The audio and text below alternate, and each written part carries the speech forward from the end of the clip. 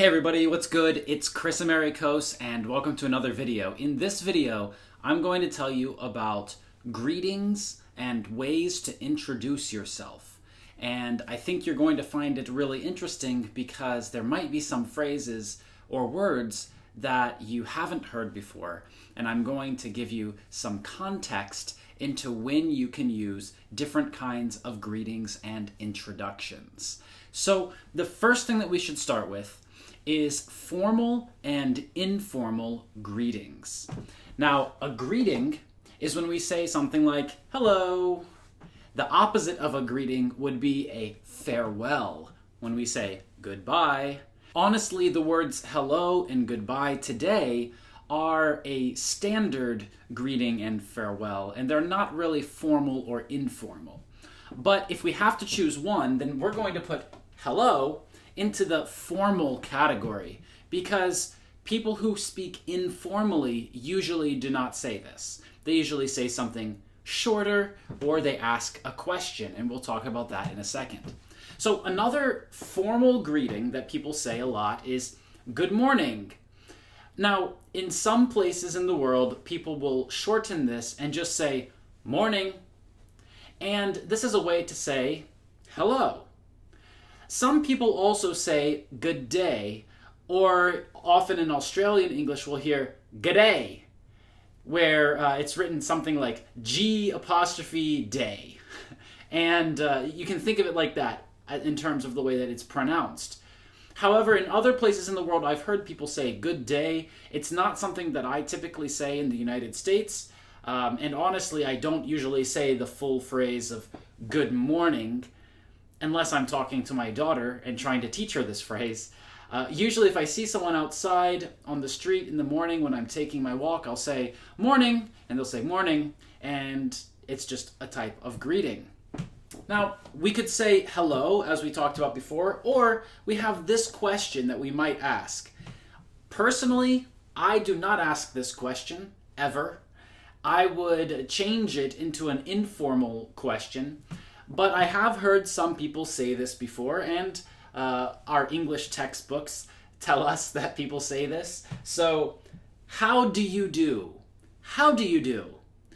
This is a question, but it's also a greeting.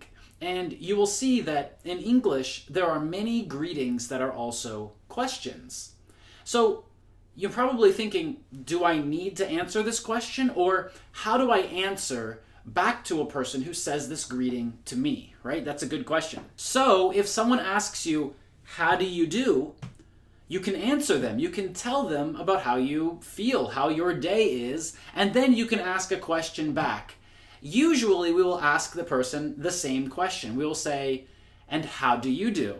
Now, honestly, I don't use these formal greetings very often myself, probably because I'm American. And in American English, people are usually less formal.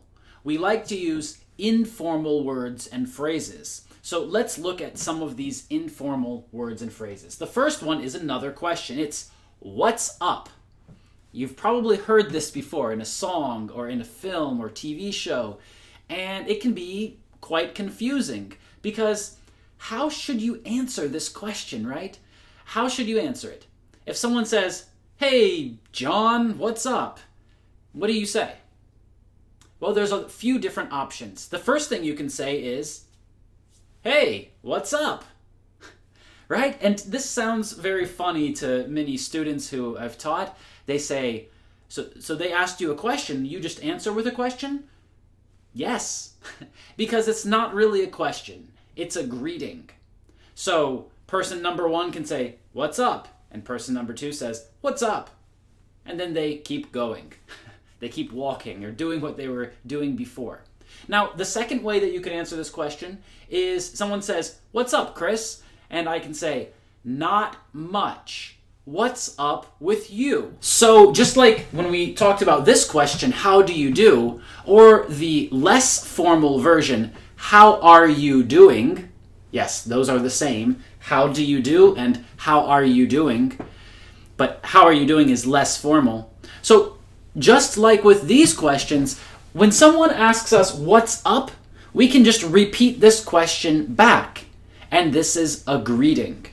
So you can answer the question, like I said, John asks me, "What's up, Chris?" And I say, "Not much," right? Like, there's not a lot of new things happening. There's not a lot of news. There's nothing interesting for me to tell you, right? That's what it means. Because the question, "What's up?" it's like, what's happening? Or what's new? And a lot of people are confused about that. So it's not correct to answer the question, "What's up?" by saying, "Good," or "Okay," or "Fine."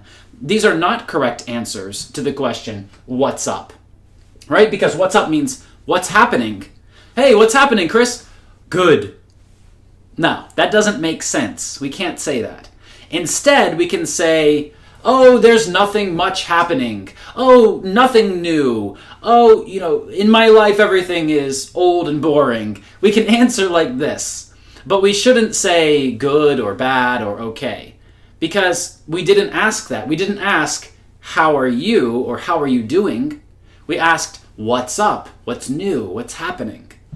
So this is a very common question that is also a greeting, and it's very common in American English. Another one is, "How's it going?" How's it going? And here you can see, again, we have how, right? Like, how do you do, or how are you doing? And we have, how's it going? Here we can answer, good, great, wonderful, spectacular, terrible, bad, horrible, okay, so-so, fine, right? We can answer with all of these things because we asked how. We did not ask what. All right, next, we can also say things like, hey, or hi, or yo. And all of these introductions or greetings are ways that we can say hello in a less formal way when we want to use informal language. And again, in American English, it's very typical to use informal greetings when we meet a person, even when we meet them the first time. Now, it depends, of course, what the context is, what the situation is. If you go to a job interview, you probably do not want to walk into the room and say, yo, right? So you should probably say something like, hello, but I might also say, how's it going? How are you doing? Something like this. You should also remember that any time that we use informal language, we shorten words, and when we use formal language, we say the full words. And that's why saying things like, how's it going? Or how are you doing? With shortened forms like hower or house, right? With apostrophe and then other letters, because we don't say the full words, this will be considered less formal. In formal language, we don't usually shorten the words. Okay, the next one that we could say is, we could say, what's good? What's good? This is another Americanism, an American English phrase. And it also means something like, what's up? Or what's happening? Or what's new? Now, there's another American phrase that means hello, but it's less formal. And this is howdy. This greeting is used in the southern part of the United States. Usually I think of someone from Texas when I hear them say this. So if you want to be more creative and find a new way to say hi to someone, next time you see your friend who speaks English, walk up to him and say, howdy, partner, how's it going? And you'll sound like a cowboy from Texas. Okay, we talked about greetings. Now let's talk about introductions. When we want to introduce ourselves to someone and say who we are and some information about who we are, then there are some different ways that we can do that. And we might want to add more information. So I'm going to show you how you can do this correctly. First of all, you could use your name, right? That's where we usually start. So we could say, I am Chris. That's simple, right? I am Chris. Or the shorter version, I'm Chris. Nice to meet you. Or we could say, it's Chris. Now, usually I don't introduce myself like this, right? If someone else introduces you, they could say, it's Chris, here he is, right? Or they could say, this is Chris, right? For example, John is talking to Mike, and I don't know Mike, and John introduces me to Mike. And John says, hey Mike, this is Chris. And this is a good introduction of me, and I can say, hi, nice to meet you, Mike. I'm Chris, right? So we could use all of these. Also, we could say it's, or we could say this is, when we're talking on the phone. So, for example, the next day, I call Mike, and I don't think Mike remembers who I am. Mike says, hello, who is this? I say, it's Chris.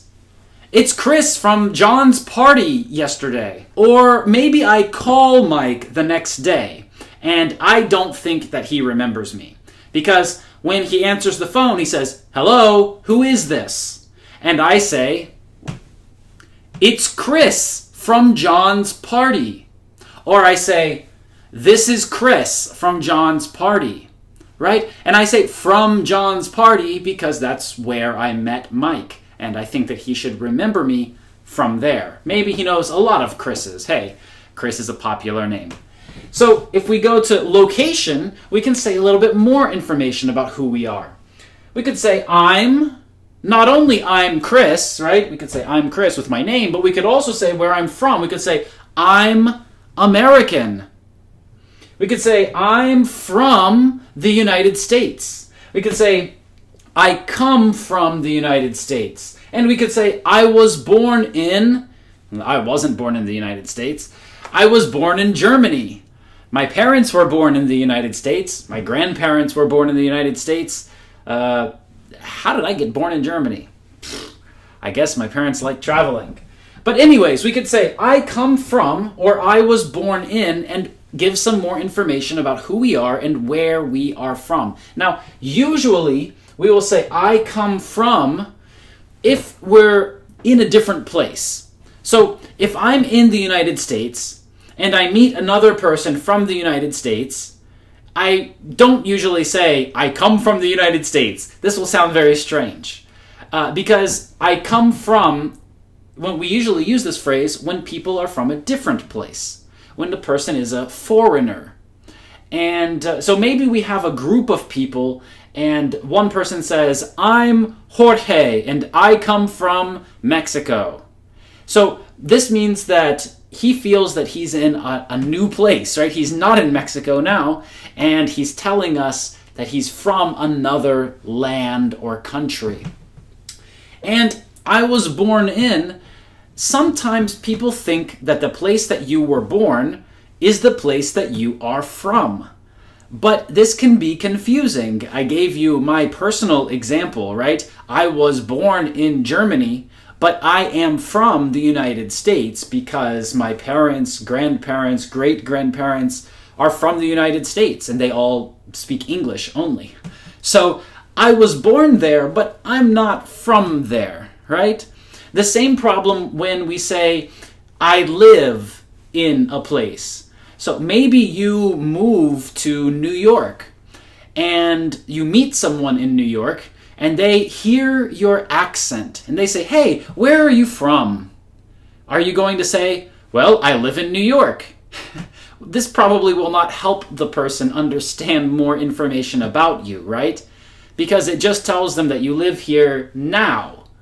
But you should probably say something like, I was born in Italy, but I live in New York now. Or maybe I come from Italy, but I live in New York now. Or maybe I'm from Italy and I live in New York now. Or you could even say, I'm originally from Italy and I live in New York now.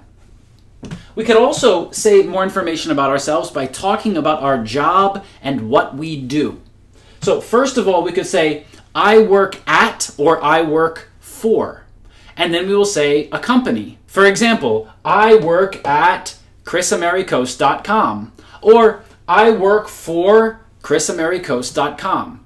So you can say the company, and that way people can understand something about you.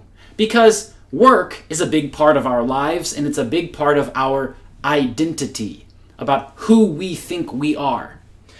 We can also say I'm a or I'm an, and then we can say the name of the job, right? We can say I'm an English teacher. We could say I'm a teacher. So by saying I'm a or I'm an, we can then say the job. And we need to remember to say a or an. We could also say I work as, and then a or an. For example, I work as a teacher, or I work as an English teacher. We should say as, not like. If we say like, then this means we do something similar to this job, but that's not exactly the job that we do. So if we say I work like an English teacher, it means that I'm not an English teacher, but what I do is similar to an English teacher. If I say I work as an English teacher, this means that I really am an English teacher, and that is my job. And then we could also say I work in. And if you say I work in, then you should say the sphere or the area of knowledge that you work in. For example, we could say I work in online education. You could say I work in IT, information technology, right? If you work with computers and maybe writing programs, then you know what I'm talking about. Maybe you say I work in the medical field, or maybe you say I work in sales. So this tells us about the department or the area of knowledge that you work in, and it doesn't really tell us about your position or the type of job that you have. It's just a sphere. Some other information that we might include as an introduction about who we are is our experience. We could say, I've been working as a teacher for, over 10 years, more than 10 years. That's about me, but you might say, I've been working as a manager for 5 years. Maybe you want to say that it's the last 5 years. You could say, I've been working as a travel agent for the last 5 years. And this will tell someone that your experience is recent. Now we could also say, I have been living in Rome for 5 years. Or I have lived in New York for 10 years. And this tells us about your living experience, not only your working experience. And it also tells someone that you know information about this thing or this place. So sharing some information about our experience is a good way to introduce ourselves, especially when we first meet a person and we need to do some kind of small talk, right? English speakers love to have small talk when they first meet someone, because when we share some small personal information, it makes the other person feel more comfortable because they know something about us and they've shared something about themselves too. So it's not so important that you tell the other person your life's story. You don't have to tell them everything about you. But it is typical to share some information about yourself when you first meet someone and introduce yourself. So another kind of information that we might share is things that we like to do, our hobbies. And we can use phrases like, I like, for example, I like teaching English, or I enjoy teaching English, or I'm into teaching English, or even I'm a fan of teaching English. Now, maybe you noticed that after all of these phrases, I used the gerund. I used ing, right? So I said, I like teaching English. I enjoy teaching English. I'm into teaching English. I'm a fan of teaching English. We should always say ing after these phrases. And the last piece of information that we might include when we are introducing ourselves is we might tell people about our age. Of course, in different situations, people might not tell us about their age, and it might not be polite to ask about their age. But many people feel that it's okay to share some information about your age or their age, and they might use phrases like this. We might say, for example, I'm 34. I'm 34 years old. Can you believe it? And I'm in my mid-30s. I'm in my mid-30s. What does that mean? It means from the year 30 to the year 40, I'm in the middle part. I'm in my mid-30s. My 30s are 30, 31, 32, 33, 34, 35, 36, 37, 38, 39, right? These are my 30s, and I'm in the middle of them. I'm 34. So if you are 21, then you are in your early 20s. If you are 49, then you are in your late 40s. That's how it works. So, okay, great. In this video, I've given you a lot of different information that you can share when you first meet a person.